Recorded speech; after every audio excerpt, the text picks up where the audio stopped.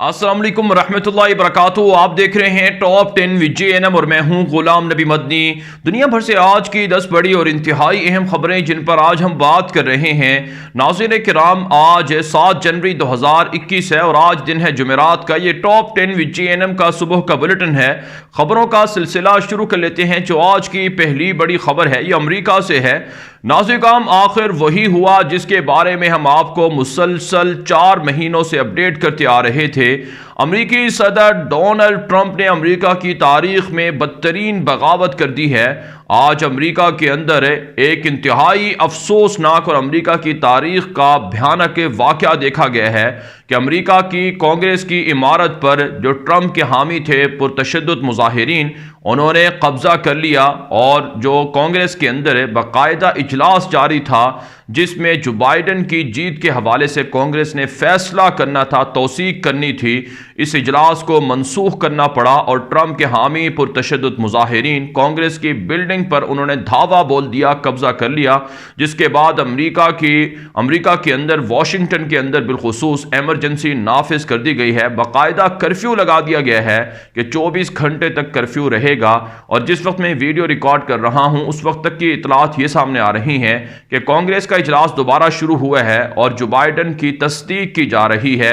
यही नहीं नाज़रीन, अमरीका की सड़कों पर मुख्तलिफ रियासतों में पुरतशद्दुद मुजाहिरीन कब्जा किए हुए हैं और जो बाइडन की जीत की मुखालफत में ट्रंप के हिमायत में सड़कों पर हैं। नाज़रीन, ट्रंप की जानिब से दावा किया जाता रहा कि ये इलेक्शन फ्रॉड ज़दे हैं, धांधली ज़दे हैं, इस इलेक्शन के अंदर बड़े पैमाने पर फ्रॉड किया गया है, लिहाजा जो बाइडन को जीत नहीं देनी चाहिए।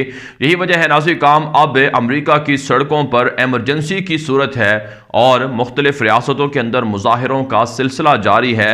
यही नहीं नाज़रीन, ट्रंप के जो नायब हैं, जो नायब सदर हैं माइक पेंस, वो भी इनकार कर चुके हैं कि वो जो बाइडन की विक्ट्री को नहीं रोक सकते हैं और उसकी वो तस्दीक करेंगे। अमरीका के कानून के मुताबिक नायब सदर को ये इख्तियार सौंपा जाता है कि नायब सदर बाकायदा जो इलेक्टोरल वोट होते हैं उनकी तस्दीक करके जो भी कोई उम्मीदवार कामयाब हुआ है सदारती इंतखाबात के अंदर, उसकी विक्ट्री का ऐलान कर दे। तो ऐसे में नाज़रीन, नायब सदर की सदर के साथ राहें जुदा हो गई हैं और ट्रंप और उनके नायब के दरमियान भी इख्तलाफात बढ़ चुके हैं। यहाँ तक कि ट्रंप की पार्टी के रिपब्लिकन के बहुत से सेनेटर्स और इसी तरह से कांग्रेस के लोग भी ट्रंप के मुखालिफ हैं।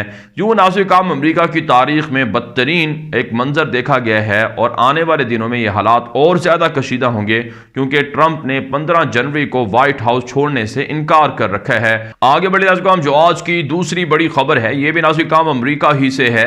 ताज़ा रिपोर्ट सामने आ रही है कि अमरीका की रियासत जॉर्जिया के अंदर मजीद 2 सीटें जो बाइडन की पार्टी जीत चुकी है, जिसके बाद जो बाइडन की पार्टी को अमरीकी सेनेट में भी अक्सरियत हासिल हो गई है।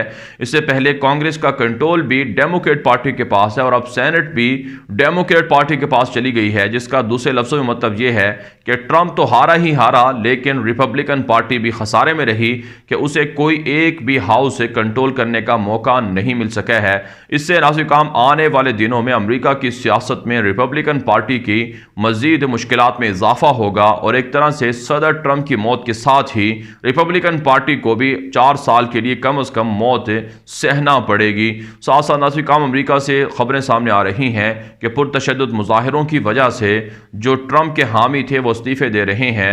व्हाइट हाउस के अंदर जो ट्रंप की खातून है उनकी जो स्टाफ की जो चीफ थी उन्होंने इस्तीफा दे दिया और इसी तरह से दीगर भी कई ट्रंप के हामी लोग इस्तीफा दे रहे हैं कि पुरतशद्दुद मुजाहिरे ये अमरीका की तारीख का सियाहतरीन बाब है। जबकि जो बाइडन ने इसका इल्ज़ाम ट्रंप पर लगाया है कि ट्रंप ने जानबूझकर मुजाहिरीन के जरिए से ये हमले करवाए हैं।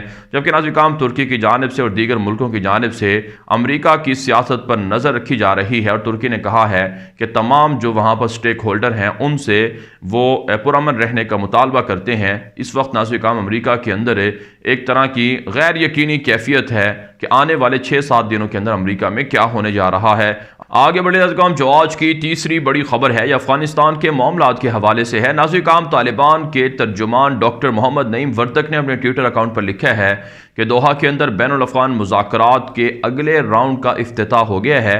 गुज़श्ता शाम को इस हवाले से तालिबान और काबुल की मुज़ाकराती टीमों ने मीटिंग की है اور آنے والے دنوں میں کس طرح سے اور کس انداز سے مذاکرات ہوں گے، اس پر ڈسکشن ہوئی ہے۔ افغان طالبان نے کہا ہے کہ وہ پر امید ہیں کہ کابل حکومت کے ساتھ مذاکرات نتیجہ خیز ہوں گے، جبکہ پاکستان کی جانب سے اس عمل کو سراہا گیا ہے، لیکن بہت سے ماہرین کا ماننا ہے کہ ٹرمپ کے جانے سے جو افغانستان کے اندر امن مذاکرات کا عمل ہے یا پیس پروسیس ہے یا پیس ایگریمنٹ ہے، اس پر اثر ضرور پڑے گا، کیونکہ جو آنے والے نئے صدر جو بائیڈن ہیں افغانستان سے امریکی افواج کے انخلا کے حامی نہیں ہیں، اس لیے آنے والے دنوں میں افغانستان کی سیاست اور وہاں کا جو ماحول ہے وہ تبدیل ہو سکتا ہے۔ لیکن طالبان پر امید ہیں کہ امریکہ پر پریشر جاری رکھیں گے، اگر امریکہ نے بدماشی کی یا اس طرح کوئی حرکت کی تو پھر امریکہ کے خلاف سخت ترین ایکشن ہوگا۔ آگے بڑھے ازگام جو آج کی چوتھی بڑی خبر ہے، یہ نازک کام افغانستان کی اندرونی صورتحال کے حوالے سے ہے۔ طالبان ترجمان ذبیح اللہ مجاہد نے اپنے ٹویٹر اکاؤنٹ پر لکھا ہے کہ گزشتہ مہینے یعنی دسمبر کے مہینے میں 1400 کے لگ بھگ کابل فوجی طالبان کے سامنے ہتھیار ڈال کر سرنڈر ہوئے ہیں، یعنی ایک مہینے کے اندر اگر 1500 کابل فوجی سرنڈر ہوں تو اندازہ لگائیے کہ کتنا بڑا نقصان کابل حکومت کا ہے۔ ساتھ ساتھ نازک اطلاعات سامنے آ رہی ہیں کہ کابل حکومت اور طالبان کے درمیان شدید جھڑپوں کا سلسلہ جاری ہے۔ مختلف صوبوں کے اندر طالبان کی کارروائیوں میں 20 سے زائد کابل فوجی ہلاک ہو چکے ہیں، 4 ٹینک بھی طالبان نے تباہ کرنے کا دعویٰ کیا ہے اور متعدد سرنڈر بھی ہوئے ہیں۔ افغان طالبان کا دعویٰ ہے کہ ان کی فتوحات میں اضافہ ہو رہا ہے، کابل حکومت کو شکست ہو رہی ہے، جبکہ نازک اطلاعات یہ ہیں کہ طالبان کی امارت اسلامیہ کی جانب سے جو ٹارگٹ کلنگ ہے بالخصوص صحافیوں کی اور دیگر سیاسی سماجی شخصیات کی، ان پر شدید تحفظات کا اظہار کیا گیا ہے۔ عالمی برادری سے نوٹس لینے اور اشرف غنی کو ان قاتلانہ حملوں کا ذمہ دار ٹھہرایا گیا ہے اور اشرف غنی حکومت پر پابندیاں لگانے کا مطالبہ بھی کیا گیا ہے۔ ساتھ ساتھ نازک اطلاعات سامنے آ رہی ہیں کہ افغانستان کے اندر جو پاکستان کا کردار ہے وہ بھی بڑھتا جا رہا ہے۔ پاکستان کے ایمبیسڈر نے افغان حکام سے رابطہ کر کے پاکستان اور افغانستان کے درمیان تجارتی اور دیگر معاملات کو مزید مضبوط کرنے پر اتفاق کیا ہے۔ آگے بڑھے ازگام جو آج کی 5ویں بڑی خبر ہے، یہ پاکستان سے ہے۔ نازکام افغانستان کے اندر را کی ایجنسی بھارت کے دہشت گرد چھپے بیٹھے ہیں، ان کی تازہ کارروائیوں کے اندر ایک پاکستان کا جوان شہید اور 2 زخمی ہوئے ہیں۔ افواج پاکستان کی جوابی کارروائیوں کے اندر بھارت کے دہشت گردوں کو بھاری نقصان ہوا ہے اور متعدد دہشت گرد گرفتار کر لیے گئے ہیں اور 2 دہشت گرد ہلاک بھی ہوئے ہیں۔ آپ جانتے ہیں صوبہ بلوچستان کے اندر مسلسل اشتعال انگیزی کو، دہشت گردی کو بھارت بڑھا رہا ہے۔ ہزارہ برادری پر حملے کروانے میں بھارت ملوث ہے اور ان کے ایجنٹ چاہے نازک کام وہ افغانستان کے اندر بیٹھے ہوں یا پھر ایران کی سرزمین استعمال کرتے ہوں، وہ بھی پاکستان کے اندر اس طرح کی فرقہ وارانہ سازش کرنے کے پیچھے ہیں۔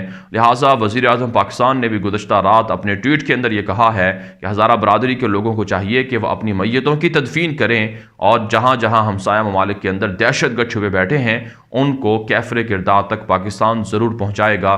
ساتھ ساتھ نازک کام پاکستان کے وزیر اعظم عمران خان کی جانب سے بھارت کے اندر مسلمانوں پر ہونے والے مظالم کے حوالے سے تشویش کا اظہار کیا گیا ہے اور عالمی برادری سے نوٹس لینے کا مطالبہ کیا گیا ہے کہ بھارت کے اندر مسلمانوں پر بی جے پی ظلم کر رہی ہے، کشمیر کے اندر ظلم کر رہی ہے۔ ان مظالم کو رکوانے کے لیے عالمی برادری کردار ادا کرے، کیونکہ وہاں انسانی حقوق کی وائلیشن کا سلسلہ بڑھتا جا رہا ہے۔ آگے بڑھے جو آج کی 6ٹھی بڑی خبر ہے، یہ پاکستان امریکہ اور پاکستان افریقہ کے تعلقات کے حوالے سے ہے۔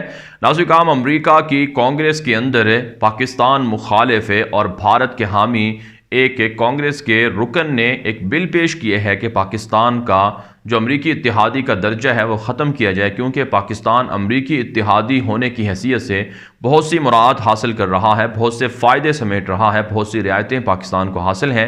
لہٰذا امریکہ کو چاہیے، امریکی کانگریس کو چاہیے کہ پاکستان کا امریکی اتحادی کی حیثیت سے جو درجہ ہے وہ ختم کر دے۔ کام آپ جانتے ہیں اس کے پیچھے بھارت کی سازشیں ہیں کہ وہ مختلف ملکوں کے اندر پاکستان کے خلاف غلیظ پروپیگنڈا کر رہا ہے اور پاکستان اور امریکہ کے تعلقات خراب کرنے کے لیے کوشاں ہے۔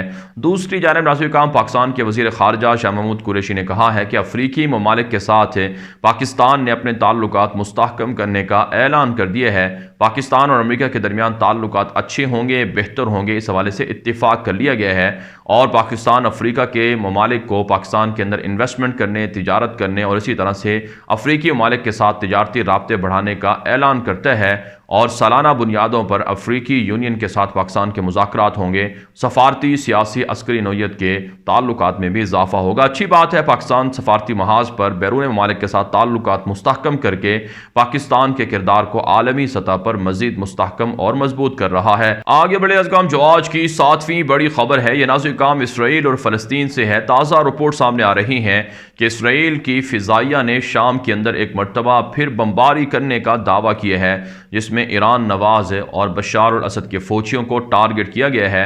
لیکن نازل کام آزاد ذرائع یہ بتاتے ہیں کہ ایران کے نام پر اسرائیل وہاں نہتے شامیوں کو قتل کرتا ہے، نہتے شامی مسلمانوں پر بمباری کی جاتی ہے۔ بالخصوص شام اور لبنان کے بارڈر پر اسرائیلی فضائیہ مسلسل حملے کر کے لبنان سے اور شام سے علاقے چھین رہی ہے، قبضہ کرتی جا رہی ہے، جس سے اسرائیل کے گریٹر اسرائیل کے سازشی نظریے کو بآسانی سمجھا جا سکتا ہے۔ ساتھ ساتھ نازل کام اسرائیل کے اندر کرونا وبا شروع ہے اور کرونا وبا کی وجہ سے تیسرا لاک ڈاؤن بھی شروع کر دیا گیا ہے، جس پر الٹرا آرتھوڈکس یہودی، کٹر قسم کے یہودی مخالفت کر رہے ہیں، وہ شادیاں بھی کر رہے ہیں، وہ اپنے مذہبی سکولوں کو بھی چلا رہے ہیں، جس پر جو وہاں سیکولر یہودی ہیں وہ اسرائیل کے کٹر یہودیوں کے خلاف مظاہرے بھی کر رہے ہیں۔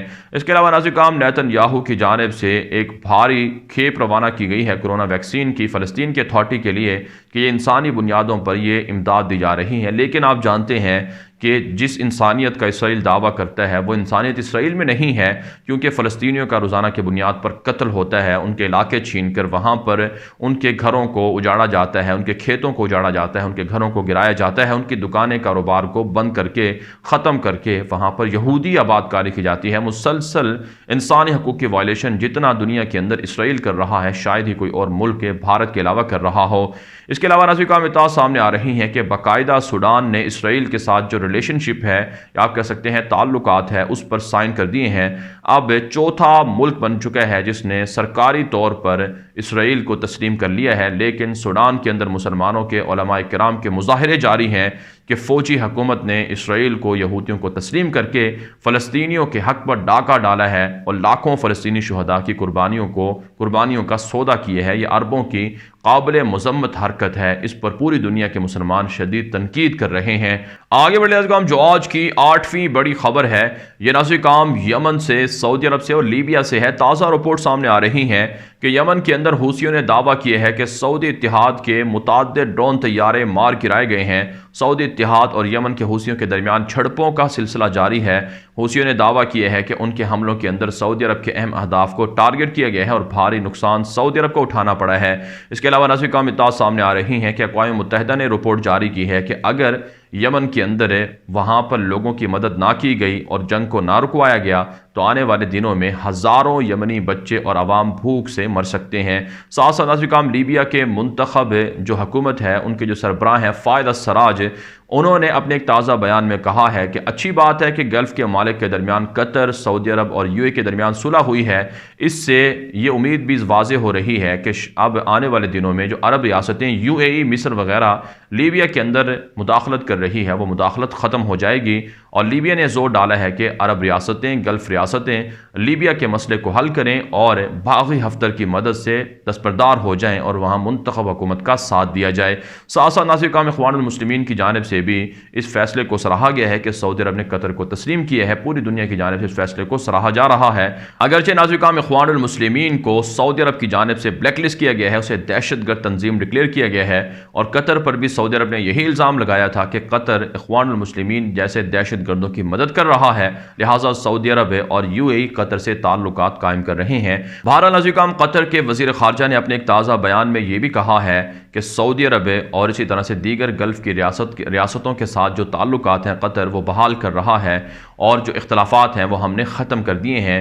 اب جو متفقات ہیں ان پر بات چیت کر کے معاملات کو آگے بڑھایا جائے گا۔ آگے بڑھنے سے جو آج کی 9ویں بڑی خبر ہے یہ عراق سے اور ایتھوپیا اور سوڈان کے اختلافات کے حوالے سے ہے۔ تازہ رپورٹ سامنے آ رہی ہیں کہ عراق کے اندر وہاں کے قومی ترانے کو اور اسی طرح سے جھنڈے کو تبدیل کرنے کا فیصلہ کر لیا گیا ہے، کہا جاتا ہے کہ جب سے صدام حسین کی سنی حکومت کا تختہ الٹا گیا اس کے بعد سے عراق کے اندر جو ایران نواز لوگ ہیں ان کی اکثریت ہے یا آپ کہہ سکتے ہیں ان کا اثر و رسوخ ہے، اسی وجہ سے اب انہوں نے فوج کا نام بھی تبدیل کر دیا، جھنڈوں کے نام، سرکاری جو عمارتیں ہیں ان کے نام بھی، سڑکوں کے نام بھی تبدیل کرنا شروع کر رکھے ہیں اور ایران کے ہم مسلک لوگوں کے ناموں پر نام رکھے جا رہے ہیں، جس پر وہاں کے مسلمانوں نے شدید تشویش کا اظہار کیا ہے۔ اب عراق کے اندر وہاں کے جھنڈے کو اور اسی طرح سے قومی ترانے کو تبدیل کر کے سنی مسلمانوں کو ایک طرح سے سائڈ لائن پر لگایا جا رہا ہے، جس پر عراقی عوام نے تشویش کا اظہار کیا ہے۔ اس کے علاوہ ناظرین ایتھوپیا اور سوڈان کے درمیان سرحدی معاملات میں اختلافات برقرار ہیں اور دونوں کے درمیان ایک دوسرے پر الزام تراشی ہو رہی ہے اور فوجیں بھی آمنے سامنے ہیں، جس کی وجہ سے سرحدی علاقوں میں لوگوں کو کافی مشکلات کا سامنا کرنا پڑ رہا ہے۔ آگے بڑھتے ہیں جو آج کی 10ویں بڑی خبر ہے، یہ ناظرین ترکی سے ہے۔ تازہ ترین رپورٹ سامنے آ رہی ہیں کہ ترکی کے صدر رجب طیب اردوان نے یورپی ملک البانیہ کے سربراہ سے ملاقات کی ہے اور ان کا ترکی آمد پر استقبال بھی کیا ہے۔ ترکی اور البانیہ کے درمیان جدید نوعیت کے معاہدے ہوئے ہیں۔ طیب اردوغان نے کہا ہے کہ یورپ کے تمام ممالک کے ساتھ ترکی تعلقات اچھے رکھنا چاہتا ہے، لیکن اس کے لیے ضروری ہے کہ یورپی ممالک بھی کھلے دل کا مظاہرہ کریں اور ترکی کو تسلیم کریں۔ ترکی بحر متوسط کے اندر، بحر اسود کے اندر جو پیٹرول اور گیس کے ذخائر تلاش کر رہا ہے، یہ اپنا حق ہے ترکی کا، اس پر یورپ کو اعتراض نہیں ہونا چاہیے۔ ساتھ ساتھ ناظرین ترک حکام نے یورپ سے، نیٹو سے مطالبہ کیا ہے کہ مستقل طور پر اور مکمل طور پر ترکی کو یورپی یونین کی رکنیت دی جائے تاکہ ترکی بھی یورپی ممالک کے ساتھ اچھے تعلقات رکھ سکے۔ کہا جاتا ہے کہ ترکی مسلسل یورپ پر پریشر ڈال رہا ہے اور یورپ بھی ترکی کے سامنے مجبور ہے کہ ترکی کی بڑھتی ہوئی دفاعی، معاشی اور سیاسی طاقت کو تسلیم کرے۔